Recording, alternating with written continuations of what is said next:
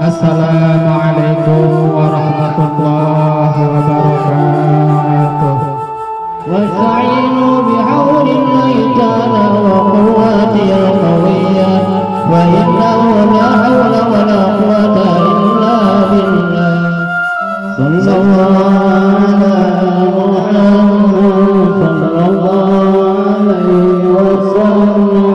Sallallahu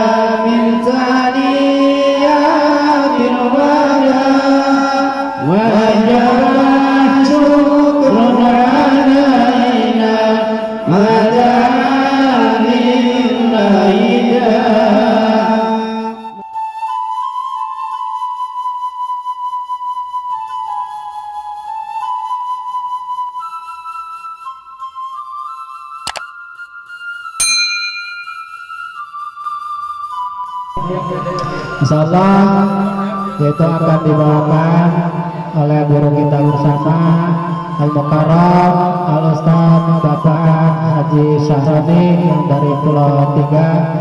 Pada beliau waktu dan tempat kami persilakan dengan segala hormat. Assalamualaikum warahmatullahi wabarakatuh.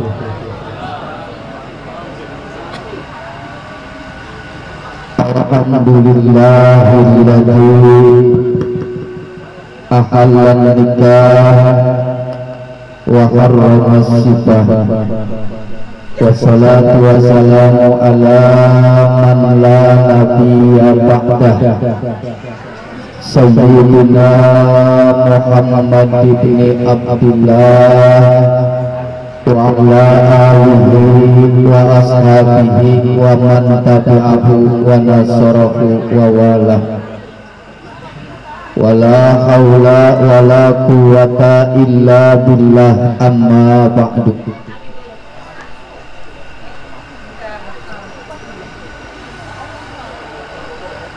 Qala Allahu subhanahu wa ta'ala fi kitabihil karim. A'udzu billahi minasy syaithanir rajim. Wa min ayatihi an khalaqalakum min anfusikum azwaja litaskunu ilaiha wa ja'ala bainakum mawaddatan wa rahmah. Fi dzalika laayatil liqaumi yatafakkarun. Wa qala Rasulullah sallallahu alaihi wasallam, an-nikahu sunnati faman ragiba an sunnati falaysa minni. Sadaqallahul adzim wa sadaqa rasuluhun nabiyul habibul karim. Yang saya hormati keluarga besar Sohibul Bait, Bapak Taufik sekeluarga. Yang saya hormati pimpinan pembacaan berjanji Bapak Ustadz Sayyidi, pengatur acara penata waktu Bapak Ustadz Parman, Ustadz Nawahi, para asatid, para guru, para hujjah, yang mohon maaf tidak dapat saya sebutkan satu persatu. Kita doakan guru-guru kita, mudah-mudahan selalu diberikan kesehatan oleh Allah Subhanahu wa ta'ala. Yang saya hormati aparatur pemerintah Desa Sukawangi, baik Pak Kades, Pak Kadus, Ketua DPD dan jajarannya yang tidak dapat saya sebutkan satu persatu, tokoh pemuda, tokoh agama, bapak-bapak dan saudara-saudara, ibu-ibu, semuanya yang hadir di sini. Mudah-mudahan kita semua adalah calon penghuni surganya Allah. Amin kalau didoain. Kalau kagak amin berarti kagak pengen masuk surga. Mudah-mudahan kita semua yang hadir di sini selalu diberikan kesehatan oleh Allah. Kalau ada di antara kita yang kurang sehat, mudah-mudahan Allah angkat penyakitnya. Allah berkahkan hidup kita. Allah jadikan generasi kita generasi yang soleh dan solehah. Mudah-mudahan semua yang hadir di sini nanti bisa nyabak ke tanah suci Mekah.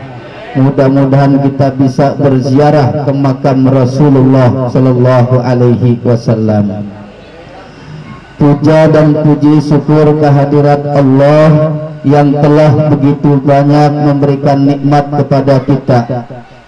Alhamdulillah di malam hari yang cerah ini kita dapat berkumpul bersilaturahmi di kediaman Bapak Taufik sekeluarga yang sedang melaksanakan acara walimatul arus.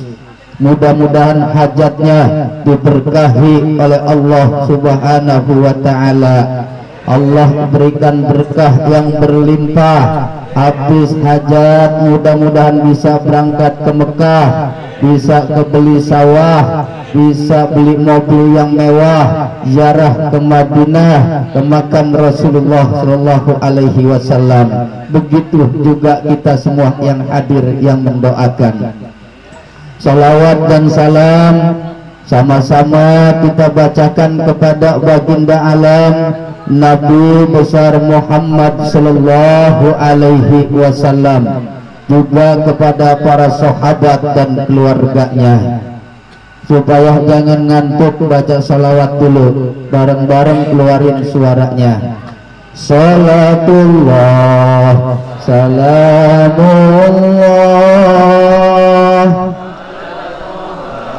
Rasulillah, salatullah salamullah ala yasin habibillah. Sekali lagi, salatullah salamullah ala rasulillah, salatullah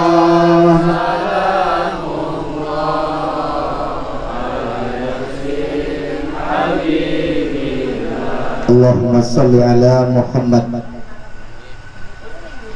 Orang yang bersalawat kepada baginda Nabi satu kali akan dibalas 10. Dan orang yang tidak baca salawat kepada baginda Nabi kelak di yaumil kiamah tidak diaku sebagai umatnya. Ada dalam suatu kisah orang yang zuhud, ahli beribadah, tapi dia tidak suka baca sholawat kepada baginda Nabi. Begitu di padang mahsyar bertemu dengan Rasulullah, kemudian orang itu berkata, wahai Rasulullah, apakah engkau membenciku sehingga kau tidak mau menatap wajahku? Apa kata baginda Rasulullah? Saya tidak membencimu. Apakah engkau tidak mengenalku wahai Rasulullah? Dijawab oleh Rasulullah, saya tidak mengenalmu. Orang tadi berkata, wahai Rasul, bukankah aku pernah mendengar dari para ulama berkata bahwa seorang nabi lebih kenal kepada umatnya daripada kedua orang tua mengenal anaknya. Siapakah orang yang diaku sebagai umat Nabi? Mereka adalah orang yang sering bersolawat kepada baginda Nabi Muhammad Sallallahu Alaihi. Bapak Ibu hadirin hadirat yang dimuliakan oleh Allah Subhanahu wa taala. Pada malam hari ini kita menghadiri acara resepsi pernikahan atau yang disebut dengan walimatul arus. Apa itu walimah? Ini perlu kita bahas. Walimah itu bahasa Arab. Kalau bahasa kitanya adalah sebuah perayaan. Jadi kalau walimatul arus berarti perayaan pernikahan. Jadi walimah bahasa Arab, bukan walimah yang kalau pagi suka bawa-bawa bakul. Kalau walimah itu mah namanya tukang endul. Jadi walimah itu adalah sebuah perayaan resepsi. Kalau walimatul khitan berarti perayaan sunatan. Walimatul arus berarti perayaan pernikahan. Jadi walimah adalah sebuah perayaan. Tong jangan berisik tong. Tong jangan berisik. Walimatul arus adalah merupakan sebuah perayaan pernikahan. Kita bahas hukumnya, apa hukumnya mengadakan walimah. Ingat walimah tadi apa? Perayaan. Perayaan bukan perayaan bebek, bukan. Merayakan. Susah juga ngomong ya. Perayaan, kalau orang sini mah perayaan bebek, kambing itu perayaan namanya ya. Iya, jadi apa ngomong ini? Merayakan gitu. Jadi apa hukumnya merayakan sebuah acara seperti kawinan begini? Walimah nih, hukumnya sunnah. Hukumnya sunnah. Apa artinya sunnah? Kalau kita kerjakan insya Allah berpahala. Karena banyak sodakoh yang kita keluarkan, minuman, makanan, jamuan. Sekarang baru keluar minuman sama makanan ringan, ntar makanan berat keluar. Insya Allah kalau disediain. Banyak yang dikeluarkan oleh sohibul hajat, sohibul bait. Insya Allah semuanya itu menjadi pahala. Insya Allah semuanya itu menjadi lahan dan ladang ibadah. Niatnya ikhlas karena Allah. Jadi jangan niat mencari keuntungan dan yang lainnya. Mengadakan walimah hukumnya sunnah. Terus kalau kita diundang, apa hukumnya datang ke sebuah acara yang disebut dengan walimah ini? Wajib. Kalau yang diundang hukumnya wajib datang. Selagi di tempat acara itu tidak ada perbuatan-perbuatan maksiat yang dilarang oleh Allah Subhanahu wa ta'ala. Hukumnya sunnah, diundang datang jadi wajib kita hadir. Kemudian apa hikmah daripada walimah tersebut? Untungnya apa? Manfaatnya apa? Untungnya adalah untuk menghindari fitnah. Jangan sampai nanti ketika kelihatan anak kita yang perempuan dibonceng-bonceng sama bocah lelaki yang kagak tahu asal usulnya, akhirnya timbul desas-desus tetangga. Siapa itu yang bonceng-boncengin? Jadi kalau kita mengadakan acara merayakan peringatan seperti walimah begini, disaksiin orang banyak. Orang tahu, oh ini lakinya, ini istrinya, ini mantunya si ini. Jadi nanti kalau dia liwat jalan-jalan boncengan berdua, kagak ada orang yang ngomong bisik-bisik. Paham ya? Itu intinya. Nah sekarang kita bahas. Semua kita selalu mengharapkan rumah tangga yang sakinah, mawaddah, warahmah. Ulangin apa? Sakinah, mawaddah, warahmah. Apa artinya sakinah? Sakinah itu rumah tangga yang tentram, aman, damai, tenang. Mawaddah adalah rumah tangga yang penuh dengan kecintaan, penuh dengan kasih sayang. Warahmah, dalam rumah tangga itu penuh dengan kelembutan. Pengen kagak kira-kira begitu rumah tangga kita supaya jadi rumah tangga yang sakinah, mawaddah, warahmah? Maka ini nasihat bukan hanya sekedar untuk pengantin baru. Pengantin lama juga harus dengerin dan harus tahu, karena kalau yang udah lama biasanya lebih dekat lagi ama bosen. Kalau yang baru masih semangat karena masih sama-sama cinta, betul. Kalau udah lama mah kadang-kadang nenek-nenek lihat aki-aki kesel baik, aki-aki lihat nenek-nenek kesel baik, begitu ya. Apa rahasia dan kuncinya, syarat untuk membina rumah tangga yang sakinah, mawaddah, warahmah? Diperlukan adanya 5 perkara. Pertama, harus saling cinta. Yang lelaki cinta sama perempuan, artinya suami cinta sama istrinya, istri juga cinta kepada suami. Kenapa harus saling cinta? Karena cinta inilah yang membuat rumah tangga menjadi indah. Peribahasa mengatakan kalau cinta sudah melekat, tai ayam rasanya coklat. Betul gak begitu? Itu anak muda biasanya. Cinta itu adalah pokok utama. Karena dengan cinta sesuatu jadi indah.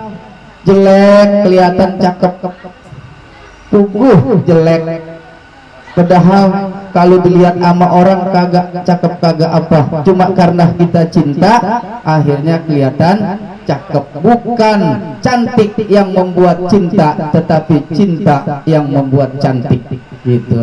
Peribahasa pepatah anak muda, kalau dia lagi jatuh cinta, jauh di mata, dekat di hati. La yaduru taba'adatil abdan ma'ataqorobatil qulub. Tidak apalah dirimu jauh, yang penting hatimu dekat. Bahasanya jauh di mata, dekat di hati. Aki-aki juga kalau ingat masa muda, coba 40 tahun, 50 tahun yang lalu rasanya bagaimana indah segala sesuatunya. Jalan becek, berdua liwat pohon bambu licin, tapi indah be. Sendalnya dari pleset-pleset, bener enggak Kong? Indah begitu. Kenapa? Karena cinta. Dengan cinta sesuatu akan menjadi nikmat, akan menjadi nyaman. Pengantin baru kalau saling cinta, insya Allah malam pertama itu akan menjadi indah. Kalau kagak cinta, bubruk gabruk di dalam kamar ada apa enggak tahu mah, kudu direjeng dulu. Orang kagak mau, bubruk gabruk ada apa, kagak taunya mah yang perempuan kagak mau, yang lelakinya maksa karena kagak cinta. Coba kalau cinta, baca doa dulu supaya apa? Nanti anaknya ketika lahir jadi anak yang soleh dan solehah. Baca doa, Allahumma jannibna wa jannibis syaiton ma rozak tanah. Suka dibaca enggak? Kayaknya enggak ada yang hafal. Iya, kayaknya nggak ada yang hafal ini.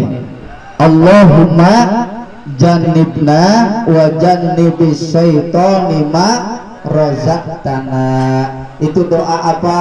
Ketika kita akan berhubungan suami istri, kadang-kadang lupa dibaca, keburu-buru baik. Ya.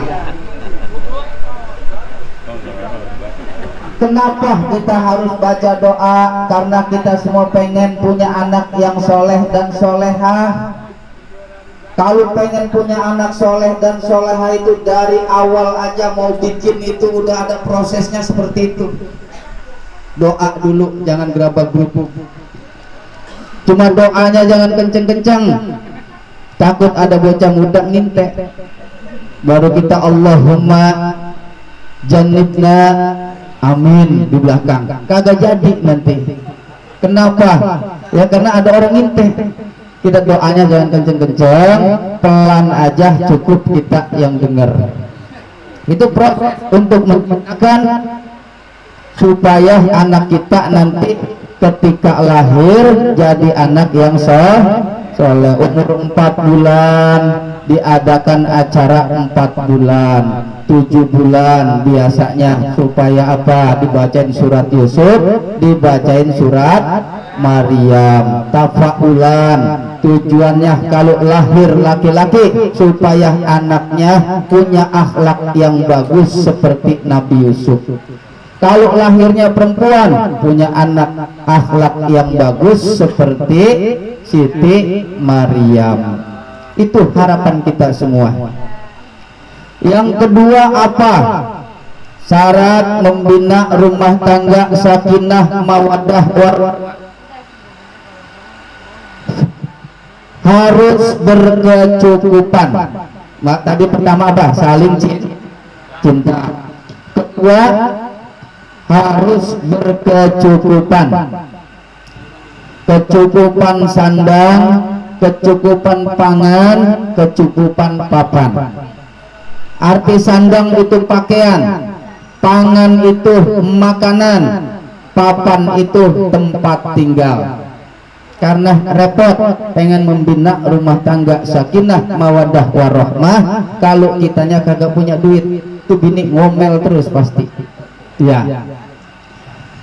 Biasanya perempuan ngomel terus kalau suaminya kagak punya duit, apalagi lakinya kagak ketemu usaha.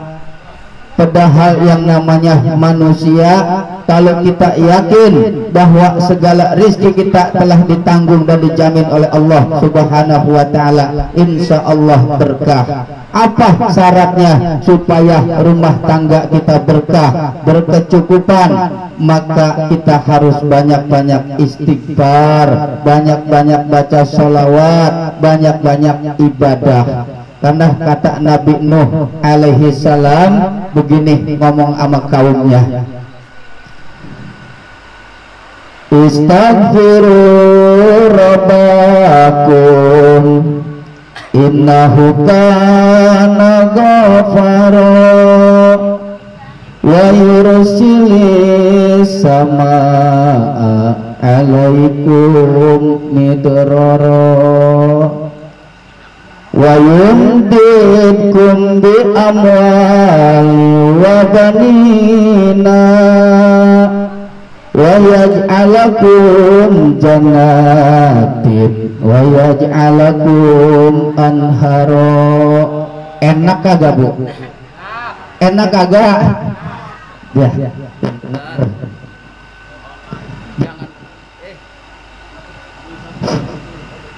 Enak apa kagak? Jangan bohong Bu, lagi diajarin ngaji, jangan suka bohong. Enak apa kagak? Jujur kagak apa-apa, boro-boro kata yang denger. Saya aja yang baca sendiri, rasanya tuh kagak enak. Iya Allah, tapi kagak apa-apa. Kita kalau mau baca Al-Quran, mau baca sholawat, jangan malu, suara kita kagak enak.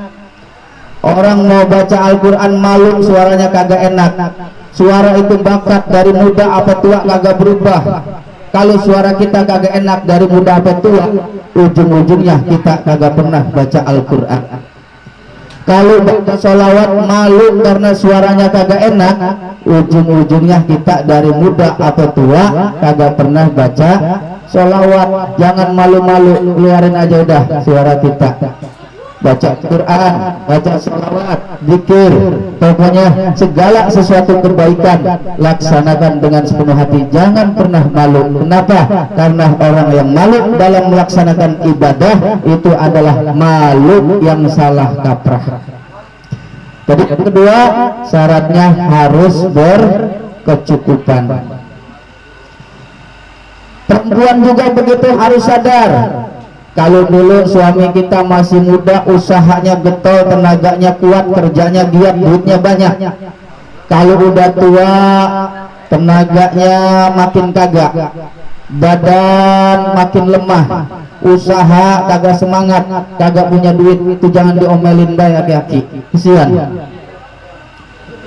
Iya, jangan diomelin bae, kesian.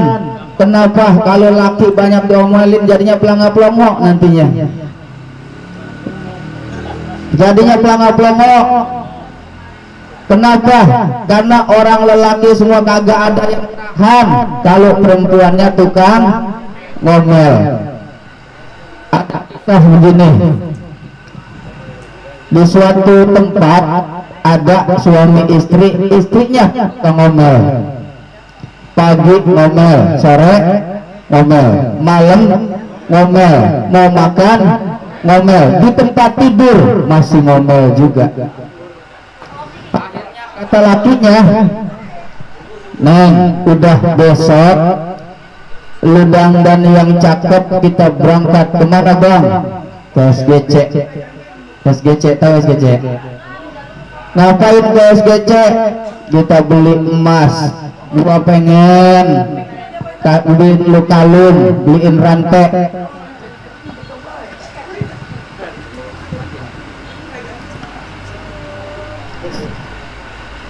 Kata lakinya, besok kita berangkat ke SGC. Mau dirantai itu bininya, mau digelangin. Bininya senang, alhamdulillah, tumben-tumbenan ini abang mau ngajak saya ke SGC. Ya udah, supaya lu jangan ngomel baik. Itu bininya mau tidur kagak bisa tidur. Begitu pagi jam 9 udah nagih, bang katanya mau berangkat ke SGC. Ya udah, lu dandan yang rapi. Akhirnya dandan, bininya udah cakep, bawa tas, ditaruh di sini tasnya nih, cangkil. Kalau orang perempuan tuh paling seneng bawa tas kecil. Kondangan dibawa, acara arisan dibawa, maulidan dibawa. Tujuannya apa? Kalau ada kue pisang gampang masukinnya, kue talam masukin gampang, ada kacang masukin buat anaknya di rumah. Tuh biasanya tuh gitu. Begitu jalan berangkat bawa motor sampai kali CBL, di pintu air kata suaminya, Neng berhenti dulu. Kenapa bang? Selfie. Zaman sekarang selfie. Kalau apa-apa ke selfie. Lagi jalan-jalan ke Pakis, selfie dulu. Woi, gue lagi di Pakis nih, gitu kan? Jalan-jalan ke mall, selfie. Belanja mah kagak, cuma foto-foto doang. Iya, begitu be, udah gayanya tuh. Apa-apa ke selfie terus. Zaman sekarang mau makan, selfie. Habis makan, selfie. Itu zaman sekarang. Akhirnya kata lakinya, udah lu berdiri situ. Dia berdiri pegangan sama besi pintu air. Kata lakinya, minggiran dikit, miring madep sono. Begitu meleng, dijorogin sama lakinya, buar aja itu udah. Iya, enggak jadi ke SGC nya, buru-buru jadi. Kelelep dia di dalam air, kagak ditulungin sama lakinya. Kagak lama itu dari dalam air keluar makhluk tinggi gede, hitam pisan, tinggi gede hitam. Lah lakinya kaget, bini saya yang nyebur, kok yang keluar makhluk tinggi gede hitam begini, ini makhluk apa? Makhluk tadi jawab, saya adalah jin penunggu pintu air ini. Sudah 100 tahun saya berada di dalam pintu air sumur yang dalamnya 100 meter, kata dia. Kata lakinya ini, terus kenapa lu keluar Jin? Gua kagak tahan, di dalam sumur ada yang nyebur. Perempuan marah-marah, ngomel, abis gua diomelin. Daripada diomelin gua keluar, kayak udah kagak betah. Lah jin aja kagak betah, apalagi laki diomelin mulu pasti kagak betah. Ya Allah, jadi jangan punya laki itu jangan diomelin baik. Kalau sering diomelin nanti laki kita jadi bingung, jadi keder. Ya kadang-kadang perempuan mau begini, kalau laki punya duit, pulang kerja dilihat kantong depannya penuh, kantong belakang penuh, itu biasanya langsung baik, bang mau ngopi, ngeteh, apa makan, itu biasanya begitu. Kalau suaminya kagak punya duit, pengen ngopi, nyeduh ke dewek, tuh itu perempuan. Bener begitu? Jangan sampai begitu. Kenapa? Karena calon ahli surga adalah wanita yang berbakti pada suaminya. Ingat kisah Siti Mutiah. Siti Mutiah, ada nggak di sini nama Siti Mutiah? Rasulullah pernah bertanya kepada Siti Fatimah. Siapa Fatimah? Fatimah itu anak Rasulullah. Kata Rasulullah, tahukah kalian siapa wanita yang pertama nanti akan masuk ke dalam surga? Fatimah nih merasa bangga. Kenapa dia merasa bangga? Karena dia anak Rasulullah. Pastilah saya yang pertama masuk surga, dalam hati Siti Fatimah. Tetapi ternyata bukan. Rasulullah mengatakan wanita yang pertama masuk surga adalah Siti Mutiah. Sehingga Siti Fatimah bingung amal apa yang dia lakukan, sehingga baginda Rasulullah mengatakan bahwa Siti Mutiah adalah manusia pertama yang masuk ke dalam surganya Allah Subhanahu wa ta'ala. Datanglah Fatimah bersama dengan anaknya yang bernama Hasan. Kata Fatimah, assalamualaikum wahai Mutiah. Dijawab dari dalam, waalaikumsalam. Siapa di luar? Saya Fatimah. Mutiah merasa gembira kedatangan Fatimah binti Rasulullah. Kemudian sebelum keluar dia nanya, wahai Fatimah, maaf bersama dengan siapa engkau datang? Dijawab oleh Fatimah, bersama dengan anakku Hasan.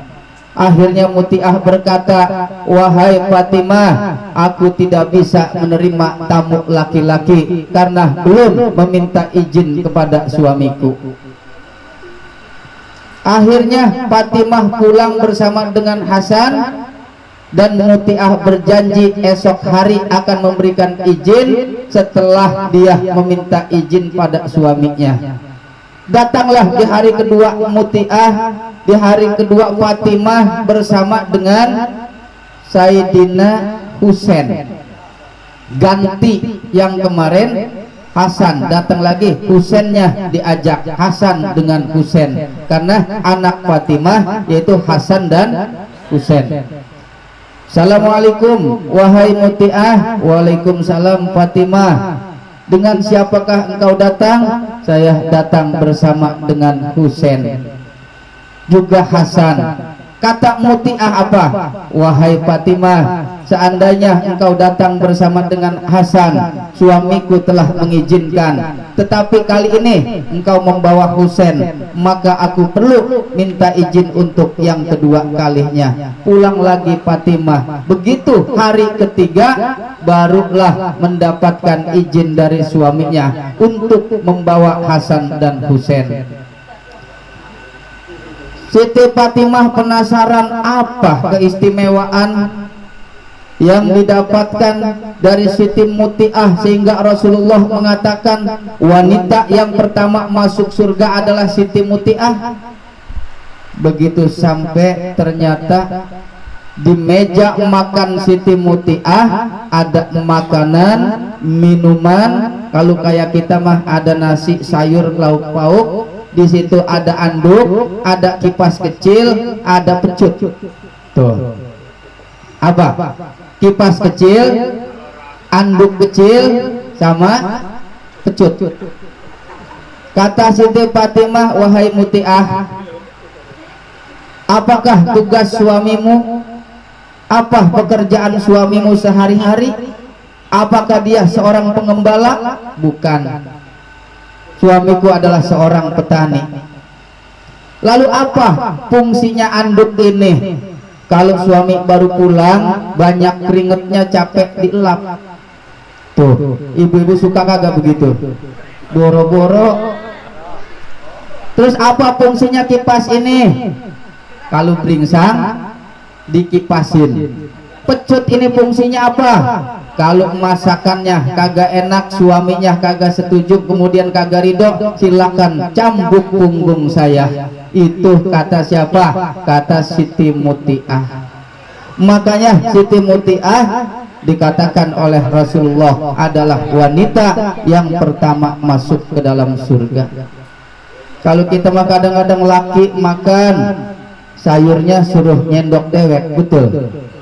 Kagak melayani suami dengan sepenuh hati, cerengeh. Kalau laki lagi banyak duit, kagak punya duit mah ngomel terus. Itu biasanya kita. Begitu juga lelaki sebagai suami harus bisa menjaga perasaan istri. Jalan-jalan kita ke Cikarang, makan sop, enak itu sop dimakan, apa nambah kita gitu.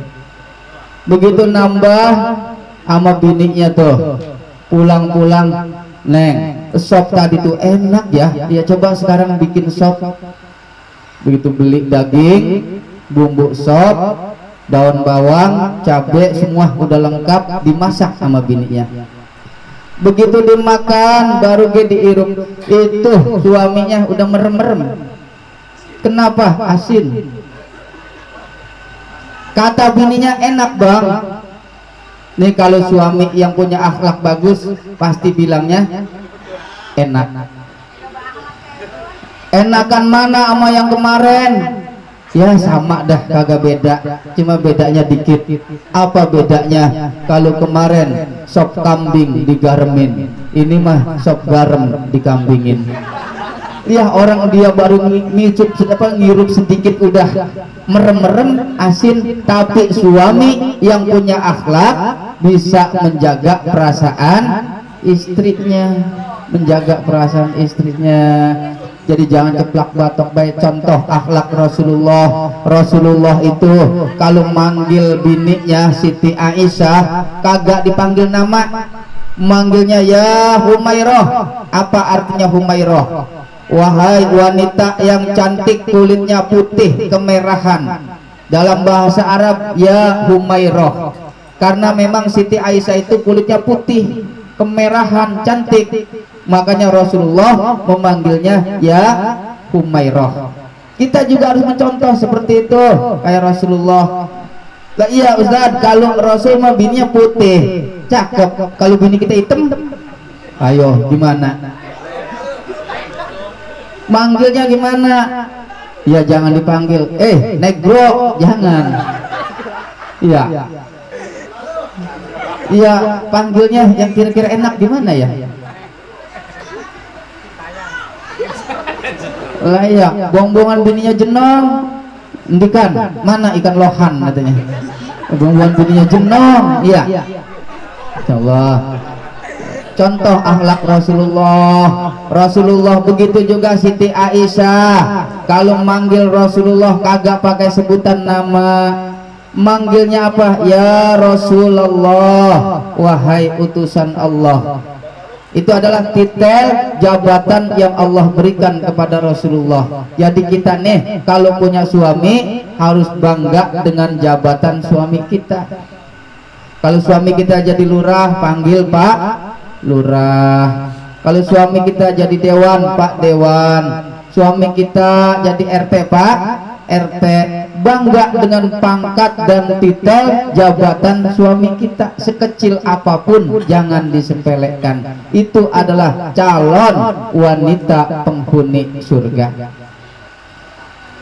Begitu juga suami, kalau pengen rezekinya gampang, jangan pelit sama bini. Kalau orang lelaki yang pelit sama istrinya, rezekinya sempit. Kenapa? Karena rezeki anak dan istri kita itu Allah berikan melalui kita. Allah katakan, nahnu narzuqukum wa iyahum, aku yang memberikan rezeki kepada kalian dan anak-anak kalian. Melalui kita, tapi buat dan istri kita. Jangan pelit. Kadang-kadang kita sama bini mah pelit, sama janda aja loyar. Betul. Iya, ada yang begitu. Iya, kadang-kadang sama bini mah pelit, sama janda mah loyar. Bini mah, bang, minta belanja ini, bocah belum bayar, sabar apa? Lagi kagak ada duit, ke ribut apa baik. Begitu kayak janda yang WA, bang, kuota dong, kuota. Kata ini apa? Bentar ya. Langsung baik. Iya, ngerasa nggak begitu? Lah iya, kalau misalnya kita pengen gampang rezeki, gampang miliknya, maka kita jangan terlalu pelit sama anak, sama istri kita. Apa sih pelit itu? Pelit koret. Koret itu apa sih? Koret itu medit apa sih? Buntut gasiran. Iya, buntut gasiran, pantat kuning, kata orang ini pantat kuning katanya gitu. Kenapa? Karena kita mengambil istri kita itu dengan menggunakan kalimat Allah. Akhadtumuhunna bi kalimatillah, kau mengambil istrimu dengan menggunakan amanat dan kalimat Allah. Kapan kita baca dulu? Ya kan? Ketika nikah, apa perjanjian kita di situ? Makanya kita harus siap memberikan nafkah secara lahir dan batin. Kenapa? Itu adalah tanggung jawab kita sebagai seorang suami. Jadi intinya, istri harus cinta kepada suami, suami pun harus cinta kepada istri. Yang kedua, kunci kebahagiaan adalah harus berkecukupan. Dan yang ketiga, kurangi jarak kelahiran. Atur jarak kelahiran. Jadi kalau rumah tangga kebangetan deres, punya anak repot juga. Kawin 15 tahun, anak 15. Lah, repot. Yang ini masih nyusu, ini udah dituntut. Ini, waduh, kalau mau kondangan kita bawa-bawa anak apa ngantai itu. Lah dari sini sampai ujung sono. Bapaknya cuma punya motor, taikin semua 15 di motor. Kagak muat kapan? Kasihan kalau begitu. Apa kuncinya, rahasianya supaya bisa mengatur anak-anak kita nih? Jangan terlalu cepet, jangan terlalu banyak. Mau saya kasih tahu, obatnya itu pakai cengkir. Cengkir, tahu nggak cengkir? Kagak perlu KB, pakai cengkir. Tahu nggak cengkir? Apa? Kelapa kecil, itu mah anak kelapa. Kalau nggak nyingkir, bener itu. Tahu banget. Tahu banget. Lah itu tahu gue gong. Ya, jadi cengkir, rahasianya pakai cengkir. Kalau suami ngaceng, nyingkir.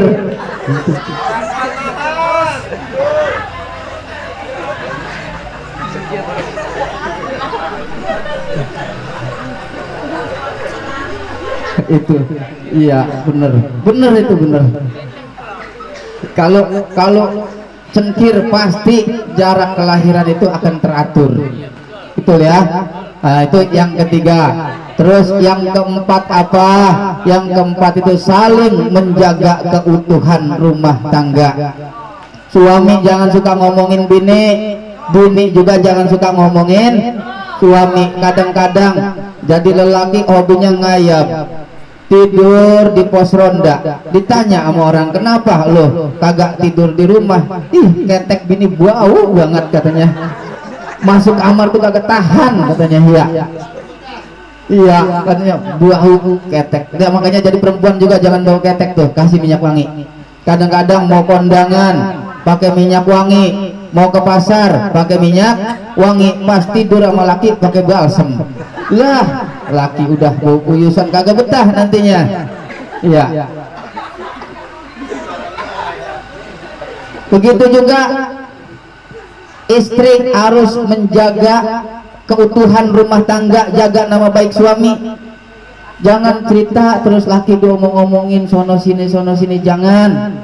Kenapa? Hunna libasul lakum wa antum libasul lahun. Lelaki itu pakaian untuk kalian dan perempuan itu pakaian untuk laki-laki. Artinya apa? Pakaian itu fungsinya menutupi. Jangan kita mempermalukan istri kita, jangan mempermalukan suami kita. Jaga keutuhan rumah tangga kita. Dan yang kelima, pegang teguh perjanjian, di mana kita mengatakan bahwa sehidup semati. Dulu mah waktu pacaran ngomongnya makan kagak makan kita bersama, nasi sepiring berdua. Itu ngomong apa, kagak punya duit mah ngomel marah-marah. Betul lah, iya. Makanya jangan sampai kita janji ketika akan menikah, apa tujuan kita? Mencari ridhonya Allah Subhanahu wa ta'ala. Kalau rumah tangga kita banyak baca istighfar, suaminya ibadah, istrinya ibadah, insya Allah rumah tangga berkah, rizki berlimpah, anak jadi anak yang soleh dan solehah.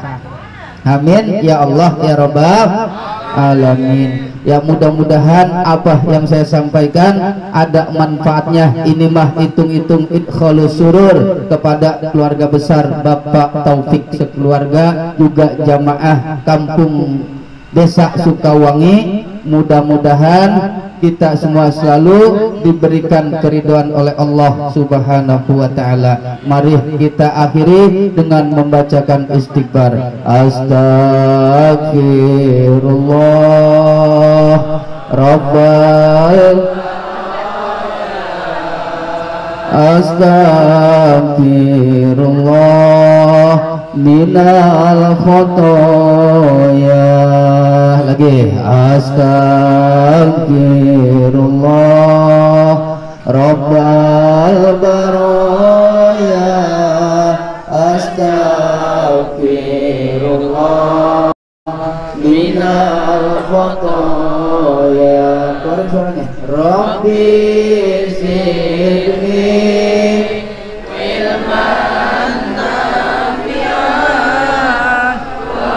ya Allah ya Rahman ya Rahim, ya Allah ya Rahman ya Karim, Anta Rabbul Alamin. Ya Allah yang Maha Pengasih lagi Maha Penyayang, ampunilah segala dosa-dosa kami, dosa kedua orang tua kami dan dosa guru-guru kami. Ya Allah ya Rahman ya Rahim, di malam hari yang cerah ini kami bersimpuh di hadapan-Mu. Ya Allah ya Rahman ya Rahim, berilah keberkahan kepada kami, berilah keberkahan kepada sahibul bait, berilah keberkahan kepada warga Karangketak Desa Sukawangi ini. Ya Allah ya Allah ya Rahman ya Rahim, ya Allah ya Rahman ya Karim, Anta Rabbul Alamin. Ya Allah ya man la yahtaju ila bayan wa tafsir, hajatuna ilaika kasir. Allahumma inna nas'aluka ridhaka wal jannah wa na'udzubika min sakhatika wan nar. Ya Allah ya Rahman ya Karim, ampunilah segala dosa-dosa orang tua kami yang telah membesarkan kami. Ya Allah ampunilah segala dosa-dosa guru kami yang telah membimbing kami. Ya Allah jadikanlah negeri ini baldatun thayyibah wa rabbun ghafur. Rabbana atina fid dunya hasanah wa fil akhirati hasanah wa qina adzabannar. Wa sallallahu ala sayyidina wa maulana Muhammadin walhamdulillahi rabbil alamin. Minal khataya astaghfirullah Rabbal baraya.